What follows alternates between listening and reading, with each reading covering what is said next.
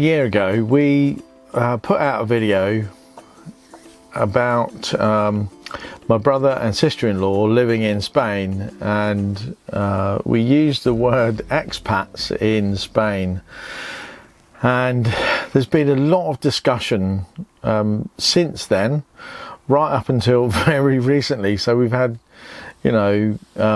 discussion about the word expat as opposed to immigrant going on in both English and in the Spanish language in the comments for about a year. So obviously a topic that people are very interested in. So I thought I'd just sort of have a little bit of a discussion about my views, my thoughts on going to Spain, whether you're moving permanently or whether you're going for the winter sun sort of thing. So what's the difference between the word expat, immigrant, or just holiday makers? Because the three things are can be seen as similar, I think, especially for the winter sun, or the snowbirds as people call them,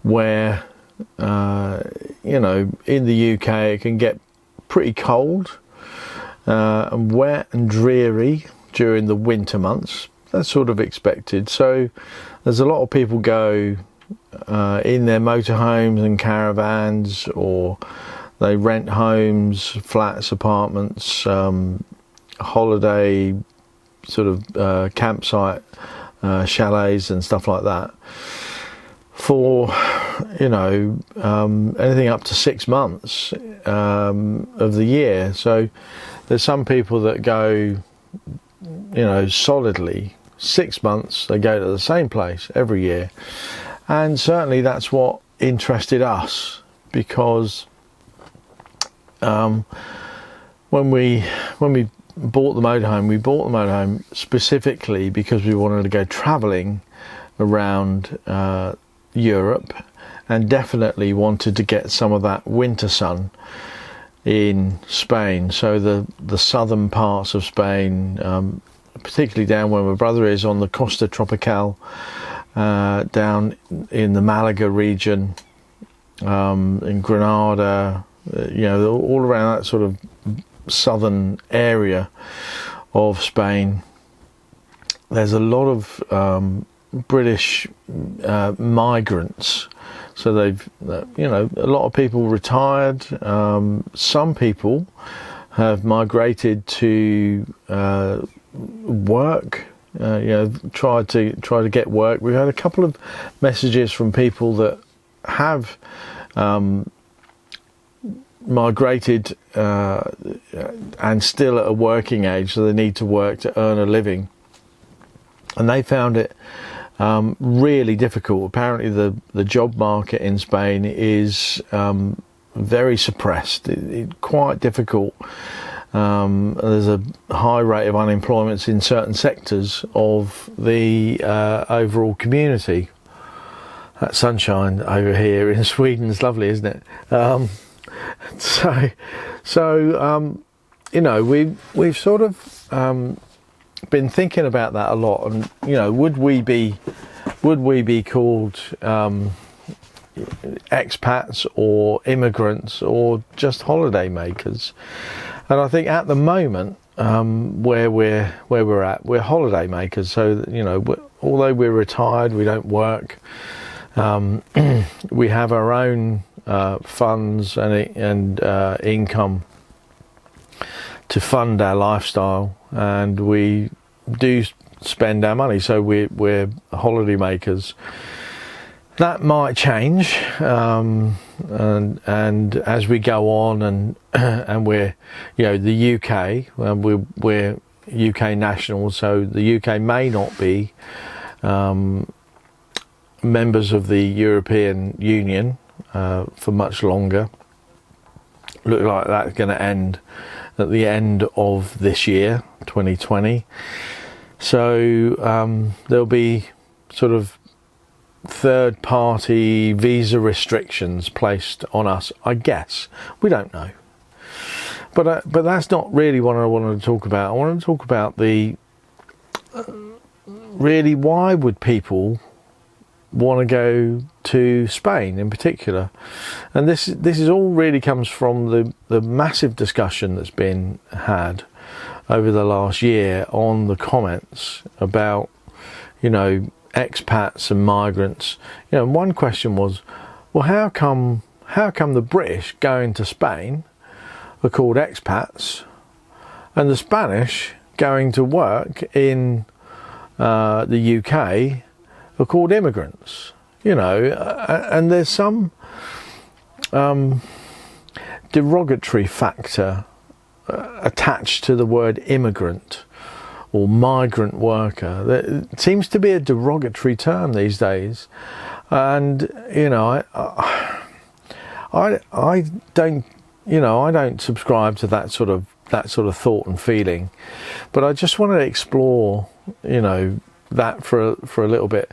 Essentially, expats and migrants are the same. There's no real difference. Now you could say, and in I've looked up definitions on the web, and some people have said, well, migrants are usually termed as migrant workers, so they're working age, they're coming to get a job and live their life in a different country, a different culture. And expats are maybe financially independent, so they don't need to work. They've got their job and they're coming to live and enjoy the culture without the work. And I suppose if that is the difference, it's not really much of a difference, is it? When people are coming to a different country, why do people do that? It is to expand your horizons, expand your experience of other things around the world, which is always a good thing. What we found as we travel across Europe, France, Germany, Spain, Sweden, is that the cultures, the broad culture, quite different in each country, but the people are all the same. They're all nice and friendly. Some people get annoyed, some people smile all the time, but that's the same in every country, and that's a really nice thing to see. What we found is we've always been welcomed, especially if we try to speak a little bit of the language. It gives people a bit of a laugh, I think. So why move to Spain or go for the 6-month winter sun in Spain? Why would we do that? Well, the winter sun thing is all about the bad weather in England. The wet and dreary, grey, awful days of endless rain. And I think that's the thought that goes in people's minds. And when you get out to Spain in those winter months, it's an absolute revelation. All the people in Spain in the winter are dressed in winter clothes. They've got hats on, they've got overcoats, and they're trying to keep warm because their bodies are acclimatized to a higher temperature.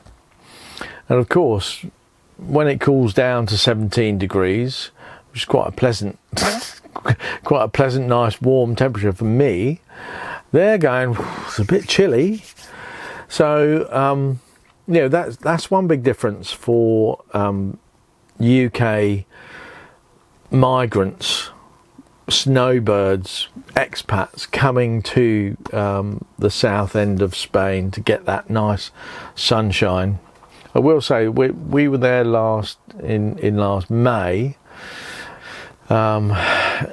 and we found, not really complaining, but the constant 27 to 30 degrees clear blue skies did force you to seek out shade. You know, on occasion we had to like close the blinds and shut the door, put the aircon on, just to give us a bit of respite from that. And no wonder that, you know, people shut down their shops and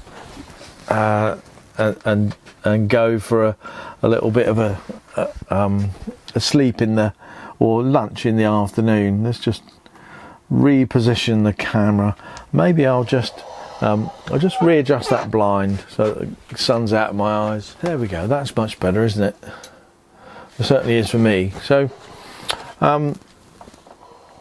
the winter sun. So, you know, that's why people go. It's a great thing. We found it excellent.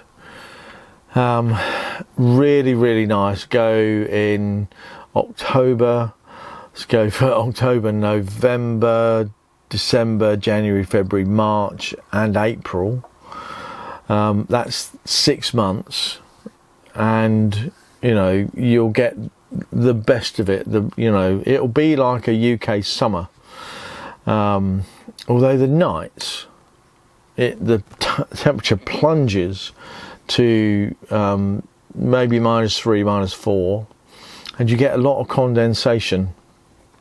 So if you leave chairs and tables out uncovered, they'll end up being wet in the morning. So you get up and they're wet, but by about 10 o'clock the sun has come and it's all evaporated off. So, you know, so that's one reason people go. The laid back lifestyle is another thing. It's all very, very relaxed. No one seems to be in too much of a hurry, which is really great if you're retired. Not so great if you're trying to get things done. If you're working, you're pushing hard. But for holiday makers and expats, and I really refer to expats as being the sort of retired people, or those not working. So, you know, they might be on they might work in the UK and go to Spain for 6 months. Maybe they've got a 6-month job in the UK. Some people do. Campsite wardens, for example, maybe they get 3 or 4 months a year off where the campsite's closed, and they go to Spain. So I call them sort of expats or holiday makers. And I'm really not going to discuss the migrant thing because I don't know enough about it. So laid back lifestyle is wonderful, and you know, really nice to sort of wander along a city or town or village street and find a little bar or cafe, and you know, just pull up a chair and sit out in the nice warm sunshine, and you know, the people will happily bring you a beer and a bit of tapas, you know, or you can order a meal, you know, and that sort of stuff. And it's really very relaxed and a very enjoyable way to spend an afternoon. And I have spent, well, Wendy and I have spent a few days like that. And really, really enjoyed it. The cost of living also, we've found, is very low in comparison to the UK, in comparison to France or Germany, and especially in comparison to Sweden. We find Sweden to be quite expensive. You know, some of the things, you know, we look at the price and we think, wow, that's actually double the price of what that would be in Spain. So, you know, you have to be sort of aware of how far your money's going, especially if you are on a limited a limited budget, you've got a certain amount of money that you can spend, you've got limited income, as we are now in sort of early retirement. We're in that sort of bracket. But I just want to now talk about the things that you might want to consider before you move to Spain and become a resident, or apply for Residencia, as they call it in Spain, which, you know, we're currently considering that we might do that. You know, given the looming exit from the European Union that the UK is, you know, it might make it more difficult for us to spend a lot of time here in Europe and in Spain, as much time as we would want to. So we're looking at the possibilities of applying for Residencia. But what are the things that you need to consider? The European health insurance card probably will not be valid any longer, because we're not part of that whole sort of European Union thing. It may be, it may not, but I'm thinking it probably won't. And certainly applying for Residencia, even now, because we've made those inquiries already, the authorities have said, well, you need to prove that you have proper health insurance. And that's not the health insurance card, because that's for emergency cover. You need health insurance that will cover you for normal, non-emergency things. Well, the reason, you know, I was covered quite well by the EHIC back in February, when I had my gallbladder incident, was that I was actually very ill, and it was an emergency, and they did need to treat me as an emergency case. And you know, it all looked pretty bad at one point. But we won't go into that. I like to leave those things in the past. So health insurance. And we've actually been gone so far into this that we've looked at quotes for health insurance for both Wendy and I, and it's about 85 pounds, or is it maybe close to 90 euros a month, or 100 euros a month. So maybe £1,000 a year. £1,000 UK per year per person, which would cover all medical needs. So you'd be able to go and see a GP, you'd be able to get prescriptions, you'd be able to have standard non-emergency medical treatment. Like, you know, I've got this problem with my Eustachian tube just being completely dysfunctional, blocked up completely. I'd be able to have that through that medical insurance, although it's an existing medical condition. So the medical treatment just gets covered for all your things. And that for us would, you know, and as I say, we've had the quote, I can't remember whether they quoted in euros or pounds. I think it was euros, and it was 90 euros a month each. So about £1,000 a year. So £2,000 a year. So you need to consider that. And you know, and I guess that would be the same for most people. The other thing that the Spanish authorities want to see and want you to prove is that you have enough money to support yourself without the help of the Spanish government or authorities. So, you know, you don't want to be over there and within a couple of months say, oh, I need welfare, you know, I need to be supported, because they want you to prove that you've got enough capital or earnings or both that will support you. So It's a bit more different. It's a bit different if you're not of pensionable age than if you are of pensionable. So if you're on a pension, they pretty well accept that, especially if it's a UK pension, and it's I think that's a bit above, not sure, a bit above the Spanish state pension, but it's, you know, the UK standard full UK pension probably going to be enough if you're a couple, especially if you've got other cash.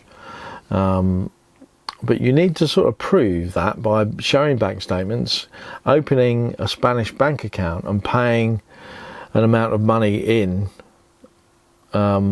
each month, or having a big load of cash in there that is available for you to use to support yourself and live. The amounts vary per region, so it's, you know, different in Granada than it is up the north end, and you know, I'm not aware of all the different regions of Spain, but they all have their own rules.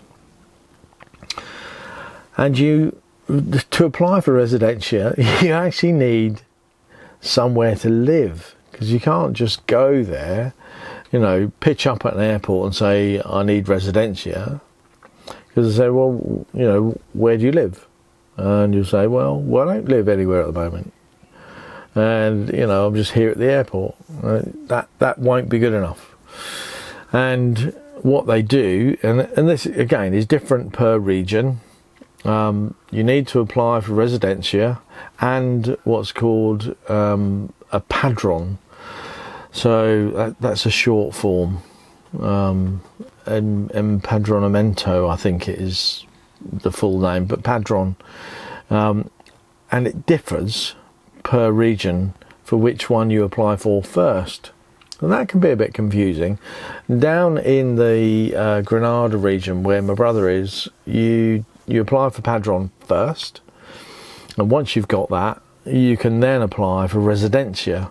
So you fill out all the forms and, you know, get your residential status. And when you get residential status, you get what's called an NIE number, which is your sort of personal identification number, which then follows you everywhere.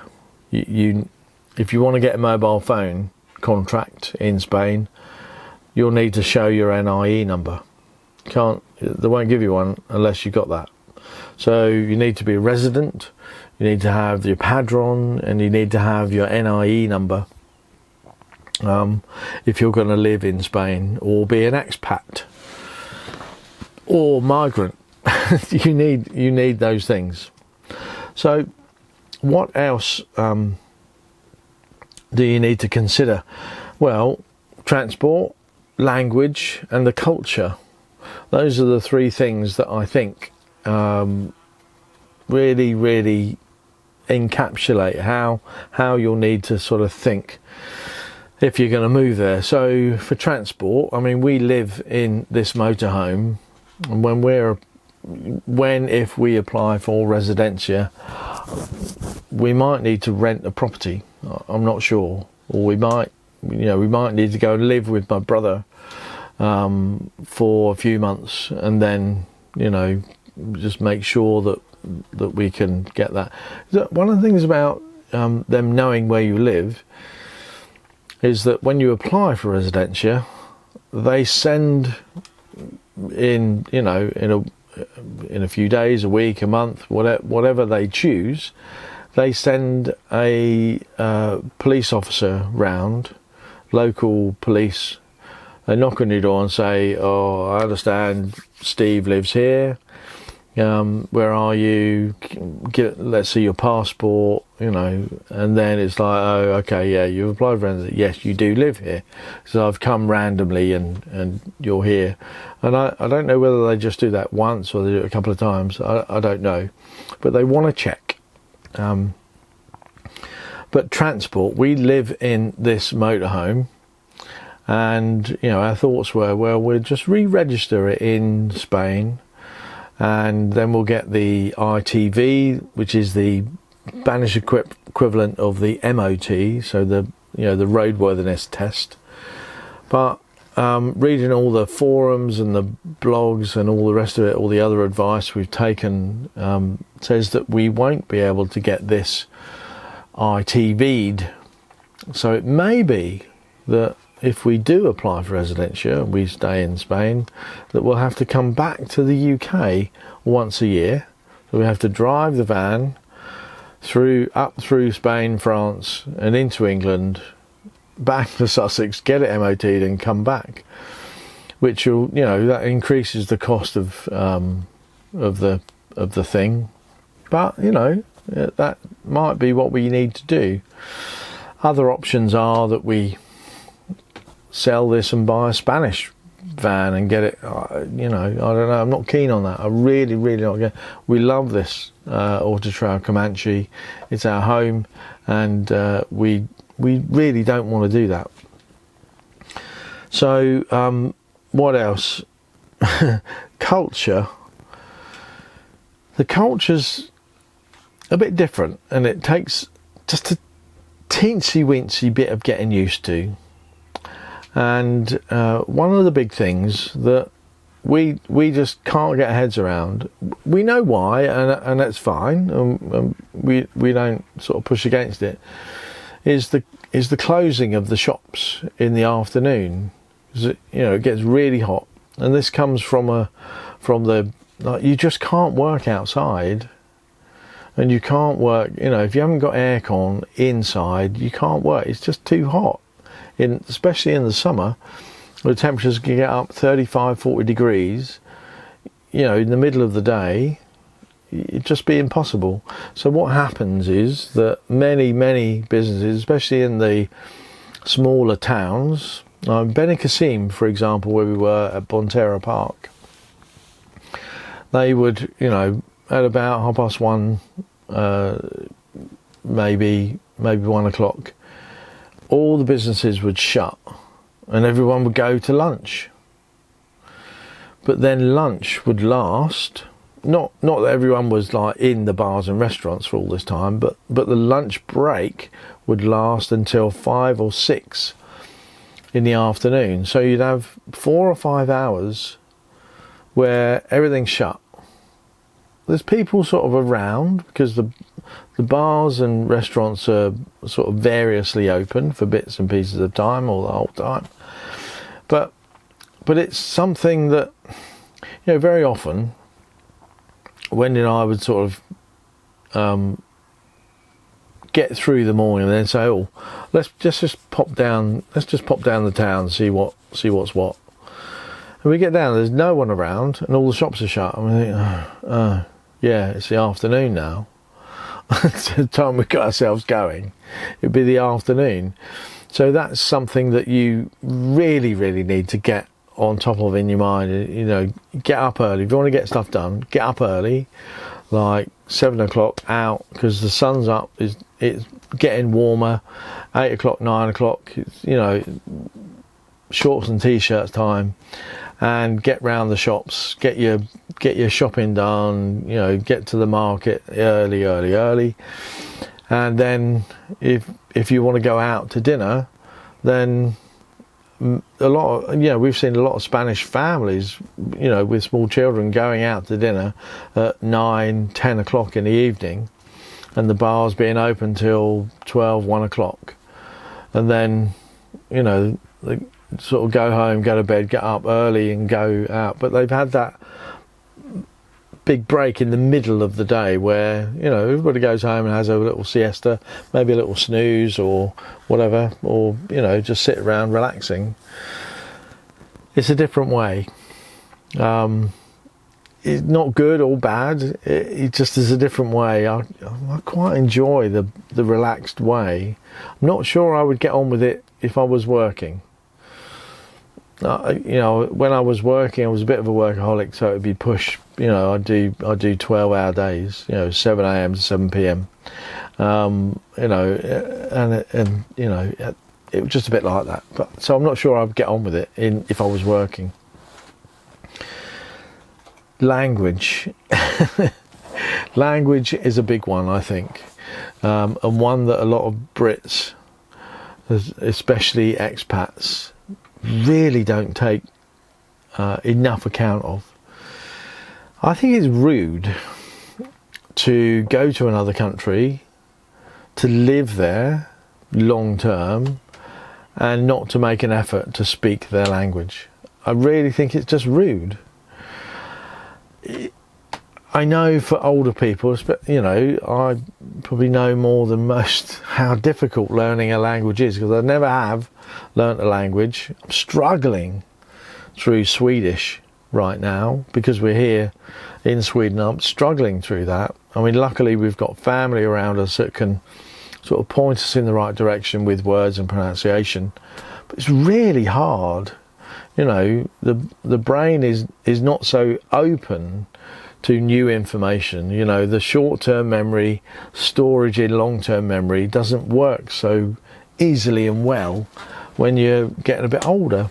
But I think it's incumbent upon people that go to live in another country, that you should learn to speak the local language. I really do, and that's one of the reasons I'm slowly getting to grips with the Swedish. I'm starting to understand a bit of Swedish when I hear people speaking. I'm starting to pick words out. I won't know necessarily the whole conversation, but I'll pick words out and I'll get a bit of a gist. And I'm very confident now that, you know, if I stuck to Swedish for the next year, I'd probably get to a bit of fluence on Swedish. And certainly I found Spanish easier to start to learn than the Swedish. But, you know, so if we do get to live in Spain longer term, or at least half a year at a time, then I'll definitely learn Spanish, and I'll be able to speak that fluently over time. Won't be an immediate thing, but over time. So those are the things that I think, you know, people should really bear in mind. So what's spending time in Spain for a retired couple been like? For us, you know, we're a retired couple, we travel around, and Spain has been wonderful. It really has. And if people want to call us immigrants, if people want to call us expats, if people want to call us holiday makers or even snowbirds, that's fine. What we truly believe is that, you know, we are completely self-sufficient. We bring money to the economy. I know we do, because we don't take money out. We pay the local prices. So therefore we pay VAT. So we're adding to the local economy and not taking anything out. And I know we've had a bit of medical treatment, but that is paid for by the NHS, because they want, you know, when you get medical treatment, they want your passport, they want your e-hit card, and they want all that so that they can apply for the money back. And you're not getting any treatment unless you give them your European health insurance, so that they can claim that back. It's a more relaxed atmosphere and society. Nothing really matters too much. It's like, well, don't worry about it. You know, it's all fine. It's a lower cost of living, and that's something that really impacted on us, that we really noticed. It very cheap to live, especially if you're travelling around in your motorhome, you're staying at the free or very low cost airs, and the campsites are pretty low cost. I mean, the Castillo de Banos, if you stay there for 6 months, you can get like the price for a pitch down there can be as low as €6 or €7 a night. So like £5 a night. So very cheap. And that includes all the facilities. Might need to pay for a bit of electric, but if you're down there during the winter sun period and you've got solar panels, you're not going to need to plug in much, if at all. It is a laid-back society, so, you know, it's relaxed, laid-back, low cost. The people are very friendly. They might look at you a bit sideways if they're all dressed up in their winter clothes and you're walking in flip-flop shorts and a t-shirt. You know, they'll look a bit sideways and English nutter. Walking around in the winter with hardly any clothes on, but it feels warm to us. But they're all very, very friendly, and if you try to speak Spanish to them, in some areas they'll have none of it. They want to speak English. That's because they want to go to England or the UK, somewhere in the UK. They want to go to an English speaking part of the world, and they want to be able to speak English fluently, so they like to practice before they go. You know, the first time we tried that, we tried speaking Spanish to the waiters and bar staff at Bonterra Park in Benicassim, and no matter how good our Spanish was, they would always reply in English. So it certainly made me feel a bit awkward. So I started just to speak English to them. So that's the way they liked it. In other places, like in the out-of-the-way villages, nobody speaks English. So you've got to speak Spanish. You have to. Otherwise, you know, you can't survive on dos cerveza. You just can't go around, you know, having 2 beers everywhere. You need to order maybe some food, or you need to buy some groceries, or you need to have a little chat with people. So you need to speak a bit, you know. So that's where Google Translate has come in for us, and a great thing, especially when you're carrying your mobile phone with you. Google Translate, you can speak into it, they can speak into it, translate, and it really, really works well. So as I say, the language, learning the language is a must if you're spending any time. Even, you know, little phrase books, learning little phrases where you can say, you know, please, thank you, where's the station, where's the bus stop, how do I get to Lidl's, you know, that sort of stuff. All really useful, and if you can master a few phrases, the other bits of language start to come. So, you know, that's a good thing. So, in conclusion, then, if you've ever thought about being a migrant or an expat going to Spain, and if you've ever wondered why some people refer to migrants as expats and other people refer to expats as migrants, it's all in the semantics and it's all in the perspective, I think. So expats or migrants, all the same. Some people work, some people don't, some people spend money, some people don't. You know, that's just the way of life. But I hope that's given you a bit more of an insight into what it's like picking up everything you own and driving it across to Spain to get a bit of winter sun or to be an expat. Thanks so much for watching, and don't forget to watch the other videos in the playlists as well. I'll see you again soon. Bye bye for now.